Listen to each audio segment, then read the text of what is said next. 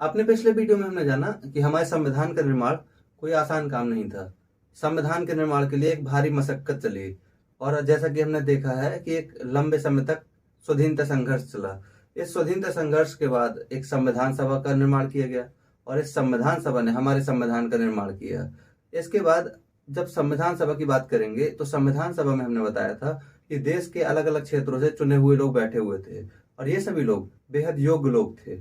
साथ ही साथ ये वो लोग थे जिनको आम जनता बहुत पसंद करती थी और इन लोगों को आम लोगों की चिंताएं भी थी, आम लोगों की समस्याओं से अच्छे से परिचित थे।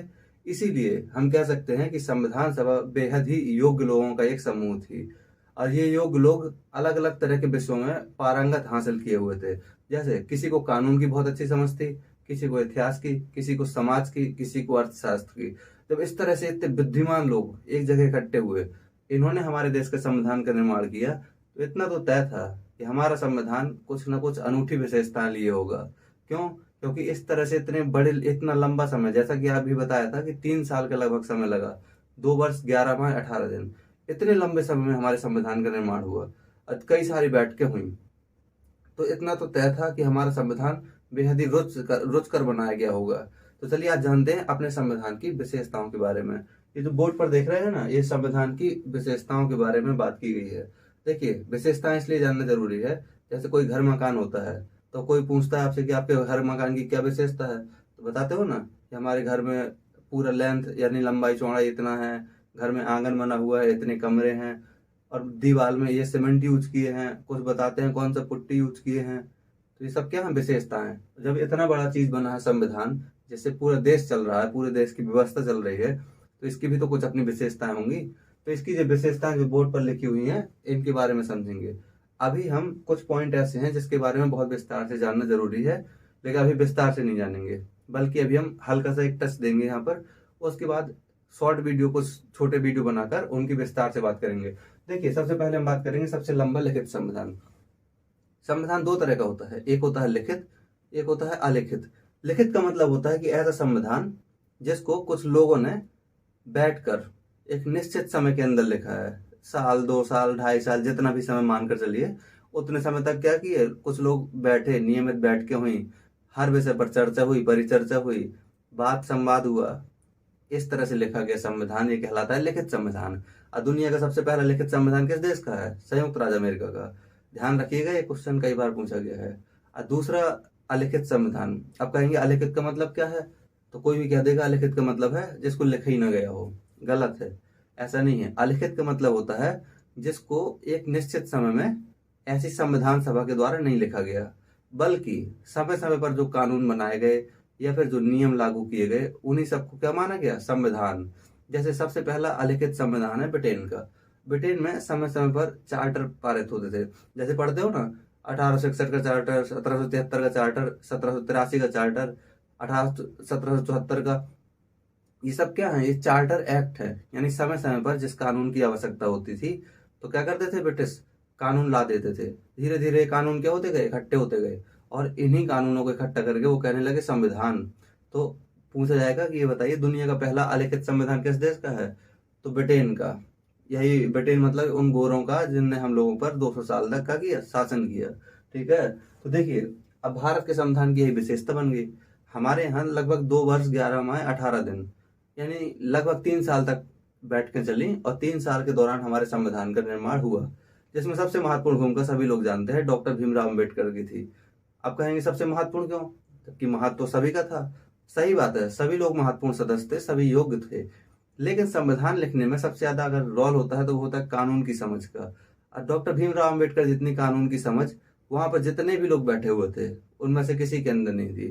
और ये हम नहीं कह रहे हैं, ये संविधान सभा में जो लोग बैठे थे वही लोग ये बात अब स्वीकार भी करते थे और मानते भी थे। इसीलिए संविधान के निर्माण के लिए जो प्रारूप समिति बनी, उसका सदस्य, उसका अध्यक्ष किसको बनाया गया? डॉक्टर भीमराव अम्बेडकर को। ठीक है, इसकी चर्चा आगे करेंगे। फिलहाल समझ लीजिए भारत का संविधान सबसे लंबा लिखित संविधान है। लंबा का मतलब ये नहीं है कि उसको कोई इंची टेप से मापने लगेंगे 4 फीट 5 फीट, ऐसा नहीं है। और ऐसा भी नहीं है कि उसमें कोई अलग से कागज यूज हुआ हो, यही कागज यूज हुए हैं जो हम लोग करते हैं। ठीक है, तो देखिए भारत का संविधान सबसे लंबा लिखित संविधान है। लंबे का मतलब है कि इसमें बहुत ज्यादा प्रावधान दिए हुए हैं। जैसे कोई किताब होती है, जितनी ज्यादा मोटी होती जाती है, इसका मतलब क्या है कि उसमें उतनी ही ज्यादा चीजें दी होती हैं। ऐसे ही संविधान की जब हम बात करेंगे, तो संविधान जब अपनाया गया था, कमेंट में बताइएगा संविधान को कब अपनाया गया था। दो बातें ध्यान रखिएगा, एक था जब संविधान को अपनाया गया था, एक था जब संविधान को पूर्ण रूप से लागू किया गया था। तो संविधान को कब अपनाया था ये आपको कमेंट में बताना है। तो जिस समय संविधान को अपनाया गया था, उस समय हमारे संविधान में 22 भाग थे, 8 अनुसूची थी और 395 अनुच्छेद थे। तो अब सवाल उठता है कि ये क्या है, भाग क्या है, अनुच्छेद क्या है, अनुसूचियां क्या है। तो इसको समझ लीजिए थोड़ा। देखिए, जैसे कोई किताब होता है ना, तो किताब में क्या करते हैं, इकाई बटी होती है, इकाई 1, इकाई 2, इकाई 3, यानी यूनिट 1, यूनिट 2, यूनिट 3। और एक यूनिट में कई सारे चैप्टर दिए होते हैं, और उन चैप्टरों में जो भी विषय रहता है, जो भी टॉपिक रहता है, एक ही टॉपिक की चर्चा की जाती है। जैसे मानकर चलिए, उदाहरण के लिए, इकाई 1 कोष का दिया हुआ है, यानी सेल। तो उसमें कई सारे चैप्टर हैं, मान लीजिए 5 चैप्टर हैं, तो पांचों चैप्टर में बात की जाएगी कोशिका के बारे में। हो सकता है पहले चैप्टर में ये दे दिया जाए कि कोशिका क्या है, दूसरे चैप्टर में दे दिया जाए कोशिका के प्रकार, तीसरे चैप्टर में दे दिया जाए कि कोशिका की संरचना, इस तरह से। इसी तरह से हमारे संविधान में क्या है कि सबसे बड़ी इकाई क्या है, पार्ट, यानी भाग। और एक भाग कई सारे चैप्टर में बटा हुआ है। लेकिन ध्यान रखिएगा, ये बिल्कुल जरूरी नहीं है कि प्रत्येक भाग को चैप्टरों में बांटा ही गया हो। अब मान लीजिए किसी भाग में बहुत कम चीजें लिखना है, तो उसको क्यों चैप्टर में बांटेंगे।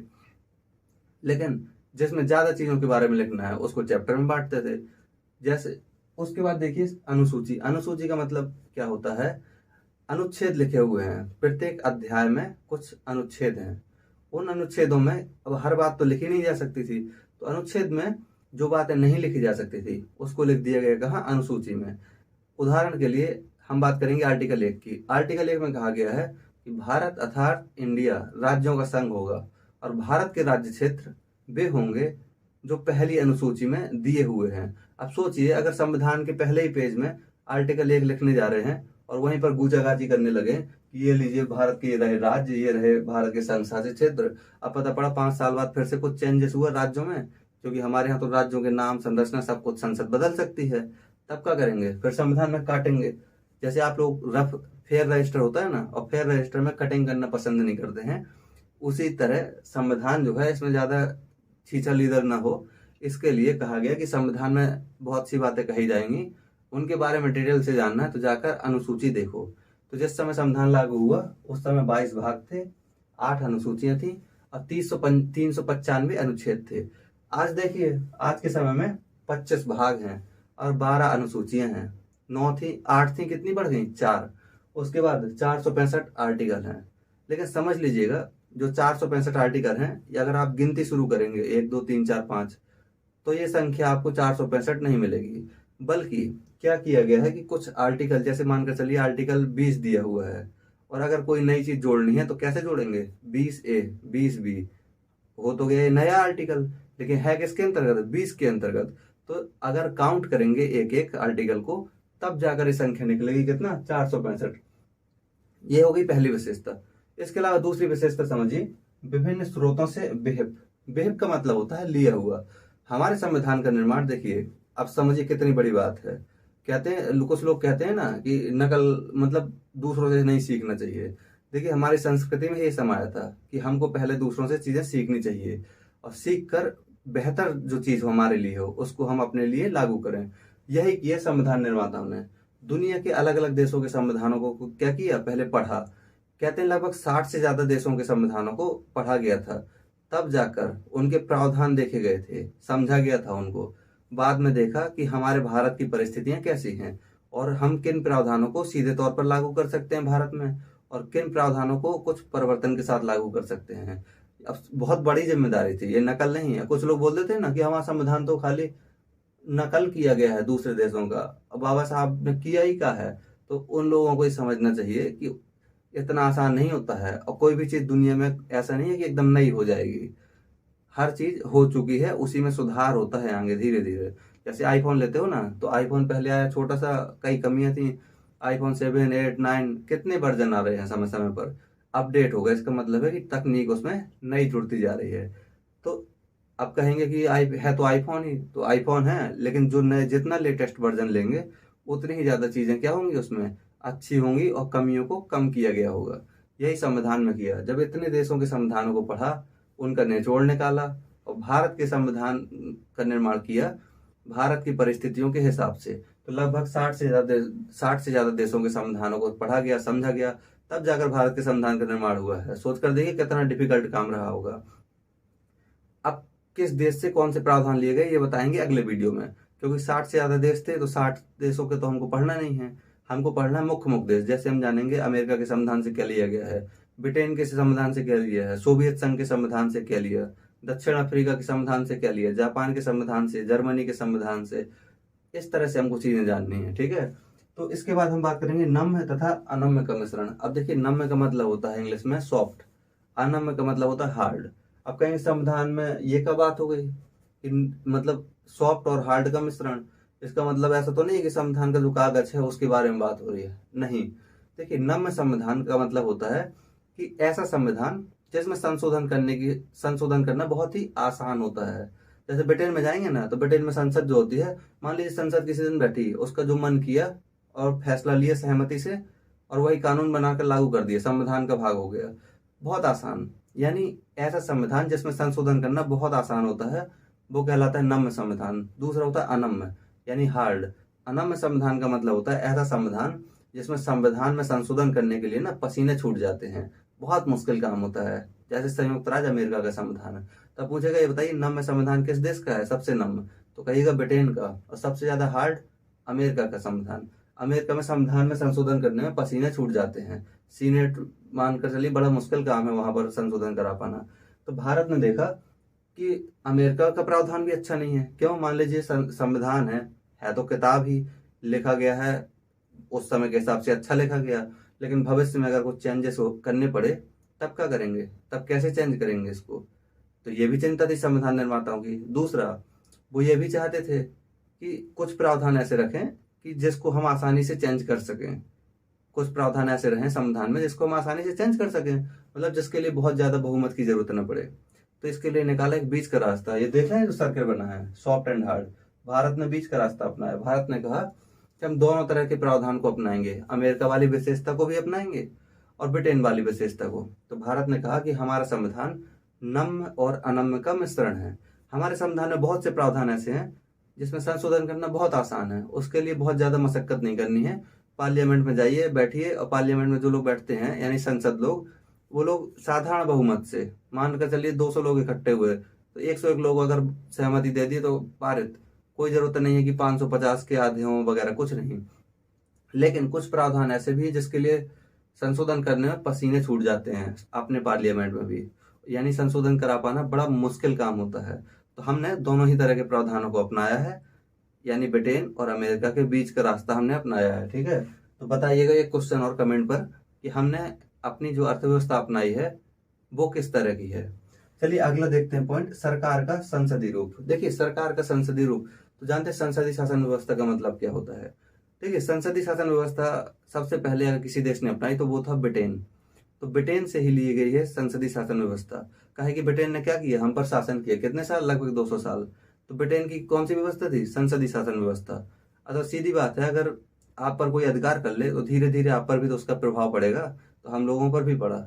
जब ब्रिटेन का अधिकार था भारत पर, तो संसदीय शासन व्यवस्था के लक्षण हमारे यहाँ भी धीरे धीरे पनपने लगे और हम लोगों ने भी इसी व्यवस्था को अपनाया। क्यों?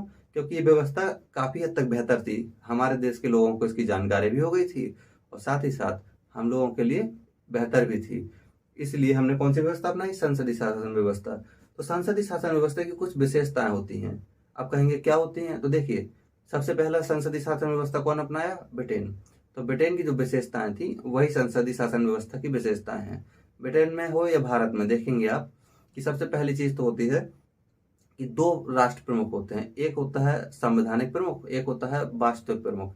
संवैधानिक प्रमुख का मतलब है जिसको संविधान कहता है कि ये देश के सर्वेसर्वा हैं। हमारे देश में किसको कहा जाता है, राष्ट्रपति को। कमेंट में बताइएगा ब्रिटेन में किसको कहा जाता है, संवैधानिक प्रमुख। उसके बाद दूसरा होता है वास्तविक प्रमुख। वास्तविक प्रमुख का मतलब होता है एक ऐसा व्यक्ति जो वास्तविक रूप में शक्तियों का प्रयोग करता है। जैसे हमारे यहाँ राष्ट्रपति है और प्रधानमंत्री, देखेंगे राष्ट्रपति तो कुछ ज्यादा शक्ति का प्रयोग नहीं करते हैं ना, सब शक्तियां कौन प्रयोग करता है, प्रधानमंत्री। तो ये विशेषता है संसदीय शासन व्यवस्था की। दूसरी विशेषता समझिए, इस व्यवस्था में प्रधानमंत्री ही सबसे प्रमुख व्यक्ति होता है। यानी प्रधानमंत्री क्या होता है? मैन व्यक्ति, जो क्या करता है? सभी तरह के काम करता है, कार्यपाल का ही काम। तीसरी विशेषता समझिए, इस व्यवस्था में प्रधानमंत्री की सहायता के लिए, सलाह के लिए एक परिषद होती है। परिषद का मतलब है लोगों का समूह। उस परिषद को कहते हैं मंत्री परिषद। ठीक है। इसके अलावा और समझिए, इसमें जो विपक्ष होता है, उसमें विपक्ष के नेता को क्या कहते हैं? विपक्ष के नेता जो होता है ना, उसको वैकल्पिक प्रधानमंत्री तक माना जाता है। हालांकि ये व्यवस्था हमारे यहाँ नहीं है, लेकिन ब्रिटेन में ऐसा है। ब्रिटेन में एक होता है शैडो कैबिनेट, उसको यहाँ नहीं जानना है, वो जानेंगे मंत्रिमंडल जब पढ़ेंगे मंत्रिपरिषद के बारे में। इसके अलावा जो विशेषता होती है, इसमें जिस दल को बहुमत मिलता है या फिर कुछ दल मिलकर आपस में बहुमत बनाते हैं, तो उसी का जो व्यक्ति प्रमुख होता है, उसी को क्या बनाते हैं? प्रधानमंत्री। जैसे मान लीजिए इस समय भारतीय जनता पार्टी को बहुमत प्राप्त है और भारतीय जनता पार्टी के एक नेता हैं कौन? प्रधानमंत्री नरेंद्र मोदी। उनको क्या बनाया गया है? प्रधानमंत्री।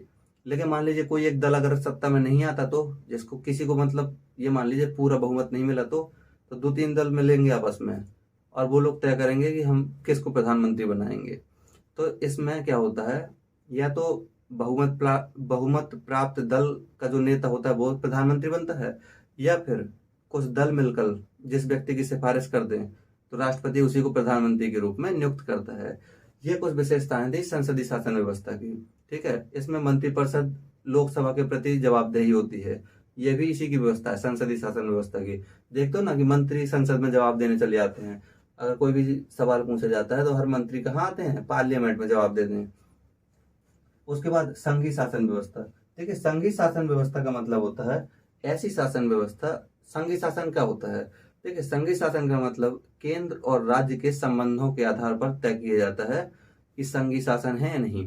पूरी दुनिया में सबसे पहले अगर कोई संघीय शासन व्यवस्था वाला देश है तो वो है संयुक्त राज्य अमेरिका।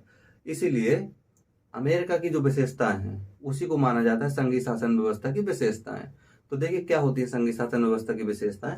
इस प्रकार की व्यवस्था में केंद्र और राज्य के अपने अपने संविधान होते हैं। दूसरा, केंद्र और राज्य अपनी अपनी शक्तियों का प्रयोग स्वतंत्र रूप से कर सकते हैं, इन्हें कोई एक दूसरे टोकते नहीं है। इसके अलावा यहाँ दो सदन होते हैं और दूसरा सदन यानी उच्च सदन जो होता है, जैसे कि हमारे यहाँ राज्यसभा है। अमेरिका में देखेंगे उच्च सदन में क्या होता है ना, कि जितने राज्य हैं सभी राज्यों को बराबर सीटें दी जाती हैं, जबकि हमारे यहाँ ऐसा नहीं है। हमारे यहाँ जनसंख्या के आधार पर सीटें बटी हुई हैं राज्यसभा में। लेकिन अमेरिका में देखिएगा 50 राज्य हैं तो 100 सीटें हैं, यानी प्रत्येक राज्य को 2 सीटें दी गई हैं, चाहे वो राज्य छोटा सा हो या फिर बहुत बड़ा है। ठीक है। इसके अलावा संविधान का शासन होता है। संविधान का शासन का मतलब है कि संविधान ही सबसे ऊपर होता है संघीय शासन व्यवस्था में। अगली विशेषता है कि कठोर संविधान होता है। अब जैसे बताया था ना संविधान कठोर क्या होता है, यानी जिसमें संशोधन करना बहुत जटिल होता है। अगला पॉइंट, ऐसी व्यवस्था जो संघीय शासन व्यवस्था होती है उसमें न्यायपालिका सर्वोच्च होती है। यानी न्यायपालिका क्या होती है? सुपीरियर। न्यायपालिका को किसी भी कानून को रद्द करने की शक्ति होती है। तो ये जो विशेषताएं आप देख रहे थे, लिखित संविधान होता है, एकल नागरिकता या दोहरी नागरिकता, बताइएगा कमेंट करके। दोहरी नागरिकता होती है, राज्य अलग नागरिकता देते हैं और संघ अलग नागरिकता देता है लोगों को। तो ये विशेषताएं हो गई इसकी। इसके अलावा ये भी एक विशेषता है संसदीय संप्रभुता और न्यायिक सर्वोच्चता के बीच समन्वय। देखिए, संसदीय संप्रभुता का सिद्धांत ब्रिटेन में लागू होता है। ब्रिटेन में कहा जाता है कि संसद से बढ़कर कोई नहीं है। संसद जो भी कानून बना देगी वो राजा को साइन करने ही पड़ेंगे। हमारे यहाँ राष्ट्रपति है, वहां पर राजा है। संसद इतनी शक्तिशाली, कहा जाता है कि लड़की को लड़का लड़के को लड़की बनाने के अलावा ब्रिटेन की संसद सब कुछ कर सकती है। ये कथन है वहां की संसद के संदर्भ में। आप समझ सकते हैं कि कितना शक्तिशाली है। अगर ये राजा के लिए भी फांसी का ऑर्डर निकाल दे तो राजा मजबूर है इस पर साइन करने के लिए। तो ये हो गया संसदीय संप्रभुता का सिद्धांत। संसदीय संप्रभुता का मतलब है कि संसद के द्वारा बनाया गया कानून सबसे ऊपर होगा, उसको कोई रद्द नहीं कर सकता है। अगला है न्यायिक सर्वोच्चता। न्यायिक सर्वोच्चता का सिद्धांत संयुक्त राज्य अमेरिका में है। इसका मतलब है कि संसद चाहे जो कानून बना दे, अगर न्यायपालिका को उचित नहीं लगता है तो उसको रद्द कर सकती है। ये होता है न्यायिक सर्वोच्चता का सिद्धांत। फिर भारत ने सोचा कि ऐसा अगर ऐसी स्थिति रही तो दिक्कत आ सकती है। मान लीजिए संसद को अगर संप्रभु बना दिया तो संसद क्या करेगी? उठपटांग के कानून बनाती रहेगी। पता नहीं कौन सा लीडर आ गया है सत्ता में या कौन सी पार्टी सत्ता में है, फिर क्या होगा? ऐसे में समस्याएं खड़ी हो जाएंगी। फिर उन्होंने सोचा न्यायपालिका को सर्वोच्च बना दें। उसमें भी समस्या थी। मान लीजिए न्यायपालिका को अगर सर्वोच्च बना दिया, तब प्रॉब्लम ये खड़ा हो जाएगा कि न्यायपालिका हो सकता है संसद के कानूनों को रद्द करने लगे। और संसद में कौन लोग हैं? जिनको लोगों ने चुना है। तो फिर लोगों के बहुमत का क्या? भाई इतना बड़ा जिम्मेदारी मिला है, जिसको लोगों ने बहुमत दिया है, उन लोगों द्वारा बनाया हुआ कानून अगर पार्लियामेंट हर कानून न्यायालय रद्द करने लगा, तो क्या इज्जत रह जाएगी फिर? तो उन्होंने सोचा नहीं, एक काम करते हैं, बीच का रास्ता निकालते हैं। तो हमारे यहाँ न्यायिक संप्रभुता और संसदीय सर्वोच्चता, इनके बीच एक समन्वय बनाया गया है, एक संतुलन बनाया गया है। इसलिए देखिएगा कि हमारे यहाँ न्यायालय का काम क्या है? न्यायालय का काम है निर्णय देना या फिर न्याय स्थापित करना, जबकि संसद का काम क्या है? कानून बनाना। तो संसद काम करती है कानून बनाने का, और वही कानून के अनुसार क्या करता है? न्यायालय निर्णय करता है। हालांकि ध्यान रखिएगा, धीरे धीरे न्यायालय ने क्या किया है, जब देखा कि संसदीय कार्यवाही सही नहीं हो रही हैं, संसद में कानून जो बन रहे हैं वो भी पक्षपात से युक्त हैं, तो न्यायालय ने अपने मतलब दायरा बढ़ा दिया है। इसको दखल देना नहीं कहेंगे, इसको बोला जाता है न्यायिक सक्रियता। जब न्यायपालिका को लगता है कि कार्यपालिका ठीक से काम नहीं कर रही है, उसको कुछ समझाना जरूरी है, तो इसको कहते हैं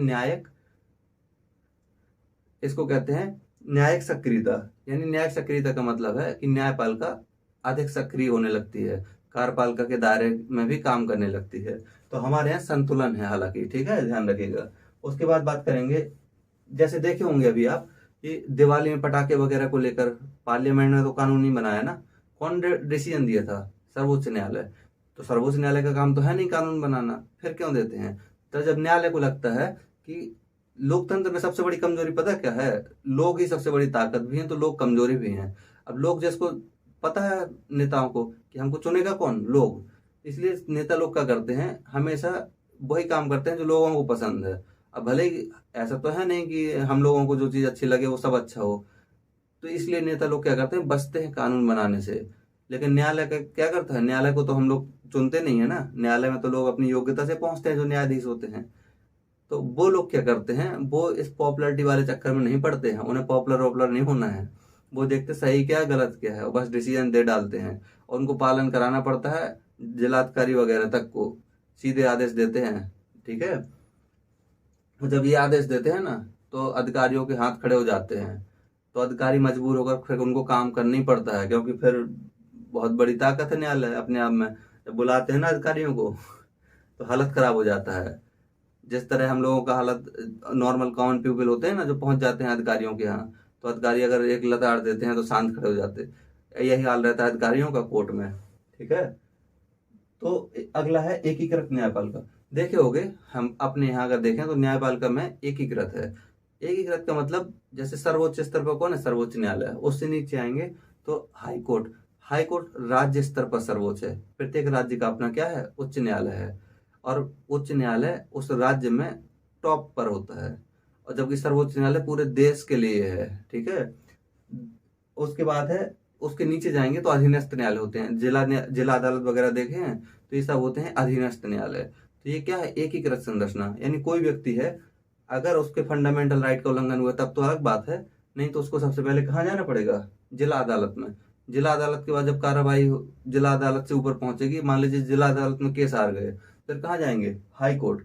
हाई कोर्ट में भी अगर नहीं इनके पक्ष में फैसला आया, तब हाई कोर्ट ही आगे बढ़ाता है मामले को, कहाँ? सुप्रीम कोर्ट के लिए। तो एक एक करके ही आप आगे जा पाएंगे, ठीक है। इसके बाद देखिए त्रिस्तरीय सरकार। देखिए सरकार के दुनिया में दो स्तर हैं, हर जगह सुने होंगे, केंद्र सरकार, राज्य सरकार। लेकिन भारत में एक और विशेषता है इसकी महत्वपूर्ण। संविधान में हमारे यहाँ तीन तरह की सरकारें हैं। पहली केंद्र सरकार, जिसको संघ सरकार कहते हैं, इस समय है ना मोदी जी पावर में, वो क्या है? संघ सरकार। दूसरा होता है राज्य सरकार। अलग अलग राज्यों की अपनी सरकार हैं, जैसे उत्तर प्रदेश में हमारे योगी बाबा बैठे हुए हैं। इसी तरह तीसरे स्तर की सरकार होती है, उसको कहते हैं क्या? स्थानीय शासन। स्थानीय स्वशासन का नाम तो सुना होगा। जैसे जिले स्तर पर देखेंगे तो नगर पालिकाएं वगैरह होती हैं, गांव में जाएंगे तो क्या होते हैं? ग्राम पंचायतें वगैरह होती हैं। ये क्या है? स्थानीय स्वशासन। तो हमारे यहाँ तीन स्तर की सरकारें हैं। उसके बाद जीवांत दस्तावेज। अगली विशेषता ये है जीवांत दस्तावेज। देखिए जीवांत का मतलब होता है जीवित। अगर हम कहें कि हम लोग जीवित हैं, इसकी क्या क्या विशेषता है? कोई बताइए कोई चीज कि हम लोग जीवित हैं, इसका क्या प्रूफ है? तो हम सब लोग कहेंगे कि जीवित हैं इसलिए इसका प्रूफ ये है कि हम लोग डेली क्या कर रहे हैं, वृद्धि विकास कर रहे हैं, सांस ले रहे हैं, ठीक है। तो इस हम लोग नई नई चीजें खा रहे हैं, ग्रहण कर रहे हैं, ये सब क्या है, विशेषताएं जीवित रहने की। तो इसी तरह कोई भी संविधान मान लीजिए, अगर संविधान में ऐसा कर दिया जाए कि ना तो कोई संशोधन आप कर पाए और ना ही उससे उसमें कोई चीज घटा पाए, तो समय के साथ अगर मान लीजिए 10 साल, 20 साल, 50 साल, 100 साल हो जाते हैं, तो क्या ये तय नहीं है कि समय के साथ चीजें बदलती हैं। तो समय के साथ जब चीजें बदलेंगी तो संविधान के बहुत से प्रावधान क्या होंगे, बेकार भी होंगे। और दूसरा, संविधान में कई नई चीजें जोड़नी भी पड़ेंगी। तो हमारा संविधान लगभग 75 साल हो चुके हैं और आज भी हमारा संविधान क्या है, सतत रूप से काम कर रहा है बेहतरीन तरीके से। यही संविधान है, इसकी बदौलत देश बचा हुआ है, वरना नेता लोग तो कब कब बेच बांच के निकल लिए होते। इतना बढ़िया संविधान लिखा है, अगर संविधान को समझ लिया जाए तो ये मान लीजिए अपने ऊपर आने वाली हजारों मुसीबतों से वैसे ही बच जाएंगे। और साथ ही साथ इतना ताकत है संविधान में कि कोई भी व्यक्ति का संविधान पढ़ के खड़ा हो गया ना किसी के सामने, तो कांपता है पूरा सिस्टम भी उससे, इतना ताकत है, समझे।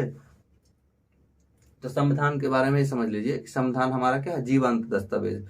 आज हम 100 से ज्यादा संशोधन कर चुके हैं और नई चीजों को जोड़ चुके हैं संविधान में।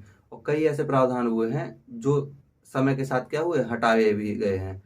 ये सब किस कारण से संभव हुआ है, ये सब हुआ है संविधान में संशोधन करने की शक्ति से। तो यही है हमारा संविधान क्या, जीवंत दस्तावेज।